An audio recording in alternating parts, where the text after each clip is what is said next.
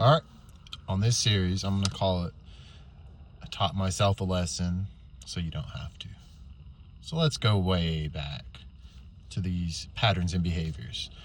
So when I was very young, my family was very poor and we would not eat for days on end, or unless it was just school food. So anyway, one time I was at the store with my father. He was actually buying food with the food stamps. Remember the things that came in booklets? I'm a millennial, so whatever. But anyway, I was so hungry and I knew I had to wait to get food for it to get purchased. And so they had these pull-out bins, and I ate the yogurt peanut clusters is what they are. And so anyway, I made that a habit. I would just go to the store as a kid when I was hungry and say, you know what? I'm eating it in there. It is still stealing, but it's not like they could really do anything. That's how my mind was working. Like, they can't do anything, you know? I didn't know. I thought it was free. I already had a story, and then of course I never got caught. So anyway, I got a little tired of those things, and I'd say when I was about age 10, I started just going in the stores and stealing stuff that I could have later, maybe even sometimes give it to my sister and brothers. And I was like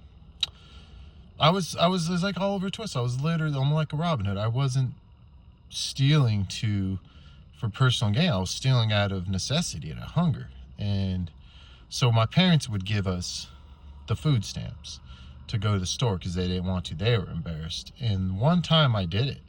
I'll never forget the stigma and the lady. She was like handing me the food stamps back. She's like, here's your food stamp. She said it loud and like everyone looked. It was very embarrassing. My sister was there. And so I was like, I'm never going to do that again. So then I started going into the stores, and I would go in the back part acting like I was going to the bathroom with the cart, and I'd open their boxes with their bags happened to be there. And so I made sure to dress kind of decent, like not, just like a kid. And I would bag all the stuff, the groceries I was told to get, and plus some.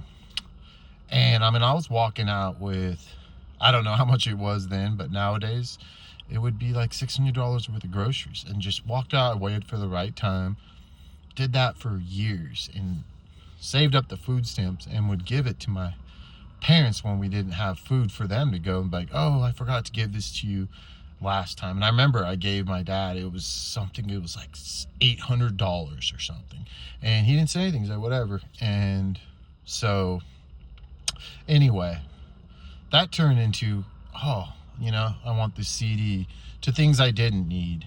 I want this cologne. I mean, it was like 12. I had like every cologne. It was ridiculous. I had every type of toothbrush, just hygiene products, facial stuff. And it just was stealing stuff that I did not need, amino acids, weird stuff like that. And that led into other crimes, home invasion, stuff like that. And that landed me incarcerated the first time at age 14 for almost 2 years. And so then I got out, and did I learn the lesson? No, I robbed another house. Well, stole some cars, robbed. But what I got caught for, incarcerated second time, was robbing another house, breaking probation.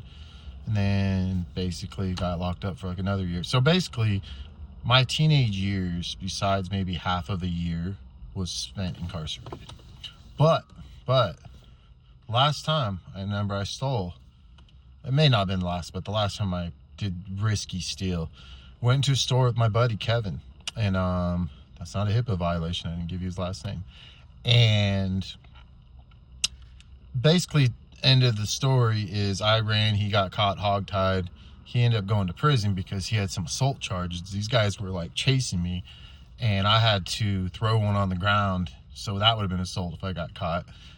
And anyway, I did actually I'm like, all right, I don't want to, that was too risky. And I broke my rule. I always used to steal alone, and when I went against my rule or whatever, but it was a good thing. But let's go back to another behavior.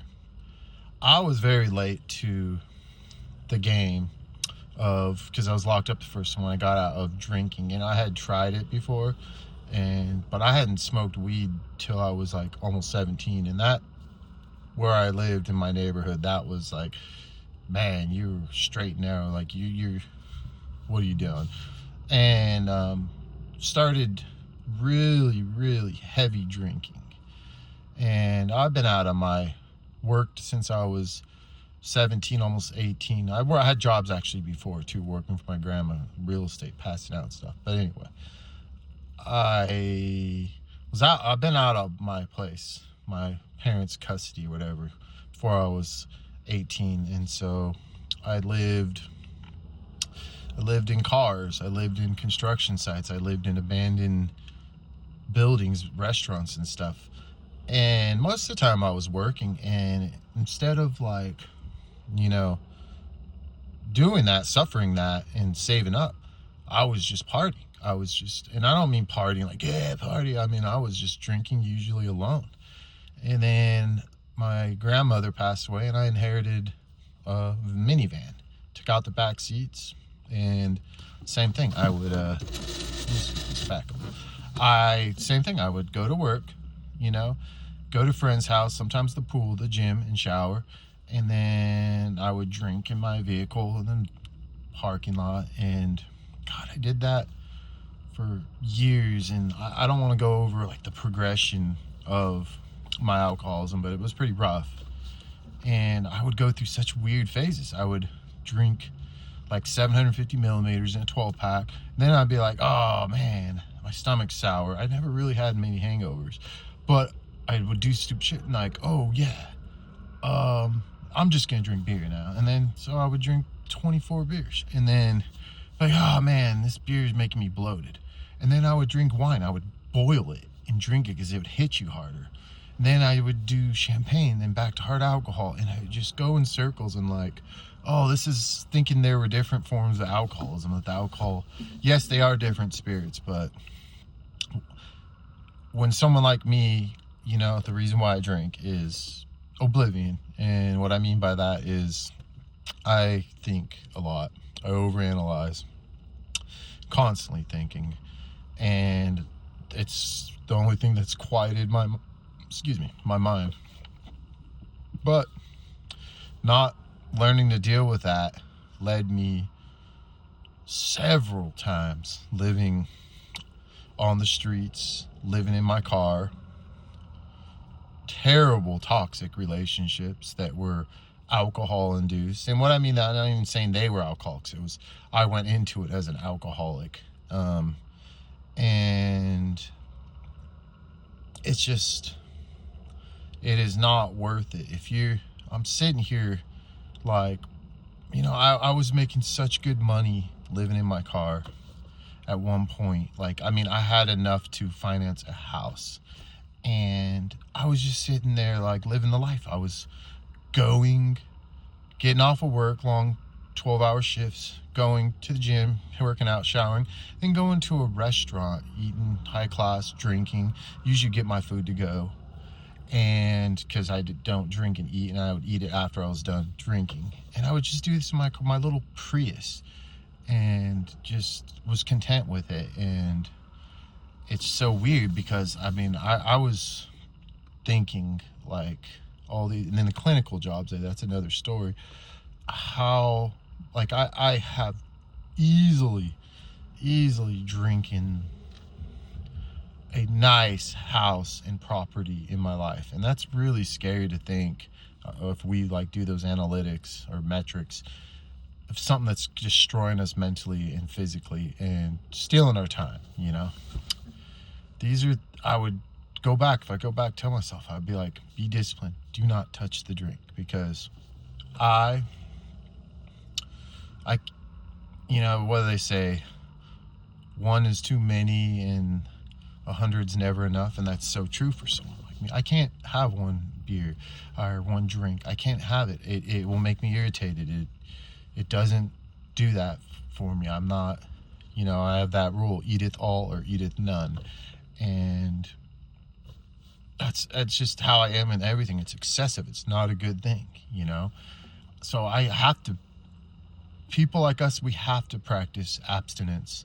We can't, guy often brings cookies, brownies to work and stuff, and like a lot. His wife makes them, and I won't touch them. No one's ever even said anything at work like, oh, why don't you have some, you know? I think they think I have because there's so many and people are eating them. But this is my nature. Is we were having a shop day, so we're like changing diesel pumps and stuff like that. And anyway, it's just a relaxing day, even though it was cold in shop. And he had these brownies, and I ate like way more than I should have, to where someone said something. They weren't like being judgmental, but like, wow, man, like that's a lot you had. And I told him, I'm like, yeah, man, I'm not a big sweets guy, but when I do something, I do it to the fullest of my ability, right?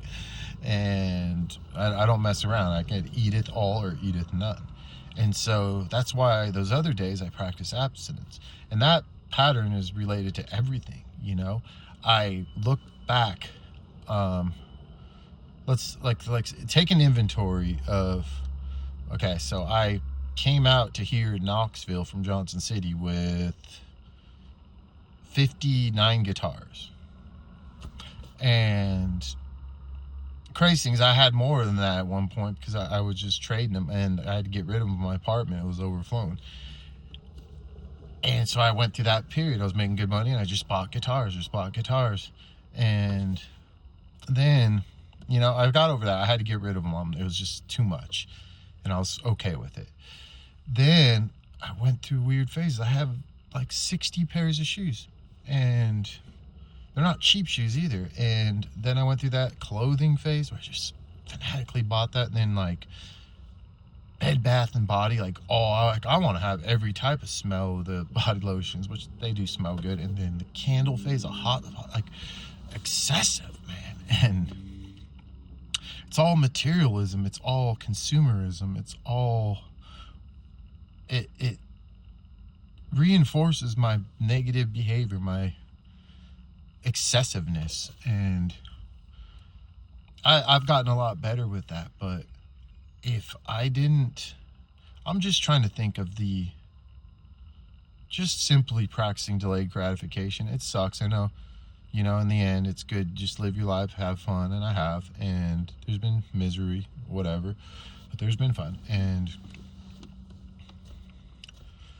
I just think how much money I've wasted on things I didn't need that were actually bad for me or didn't benefit me. Now that, like, with that being said, with the guitars, I did sell those for months to like pay rent and stuff, and so that was an actual investment. And maybe I need to look and take inventory of my other stuff I don't use, because I have a storage unit full of it, and try selling it. Maybe that's my ticket, is I know what to find, whatever. But it's just the whole point of this video is just tracing back, like I said, from the thieving, how it started off. And even the fanaticalism is just like, I grew up very poor. That's my justification. I didn't have anything. And so when we did eat as kids, we had food, and my parents would get it, and it would only last like 2.5 weeks. And you would think, you know, I guess the smarter thing going back would have been for me to hide food in my room, but we had such bad bugs that wouldn't have worked anyway. But we had to eat, me, my sister, my brothers, till we were sick, because we didn't know when the next time was we were going to eat at times, you know. And that started innocent, and it just developed and trickled down into a bad behavior. And I'm making this video mainly for this Gen Alpha, Gen Z. I've been looking at my analytics, and I've noticed strangely to me, I thought it would be millennials and Gen Xers, me. But it's them that are watching my videos and engaging more and more. And that's pretty cool. But I would just say, you know, sometimes these behaviors, these actions start off at a necessity or appear to be, but I'm telling you, be careful, because they do catch up. They progress, you know. I'm going to tell you one more story of how it does.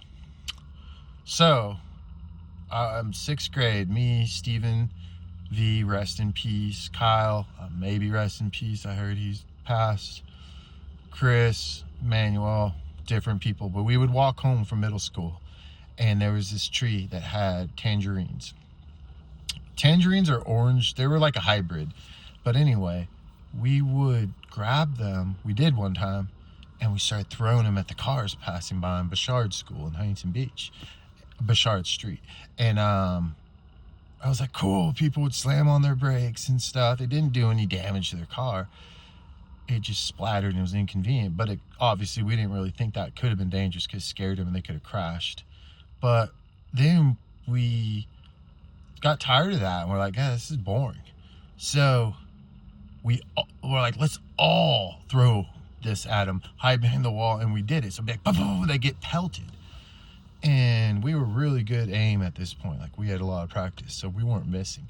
And then, it's not enough.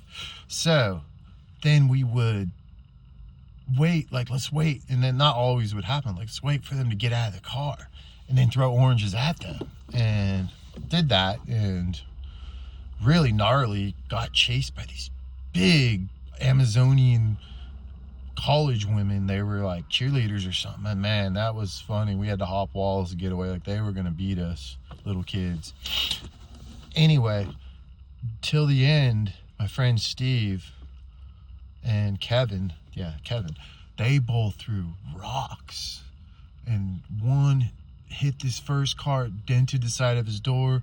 Guy got out yelling, it was messed up. And then the second one went through the side of his windshield. And man, I really think I seem to have had some hard luck in my life. And I think I don't want to call it karma. I don't necessarily believe in karma, but divine justice, or just putting yourself in a situation, just doing bad and bad things coming to you like a curriculum. And I would tell you, old folks, young folks, is, find your sin, lest your sin find you. Like, be careful of these behaviors. Everything has a consequence. It does. Person, place, or thing. You'll have a good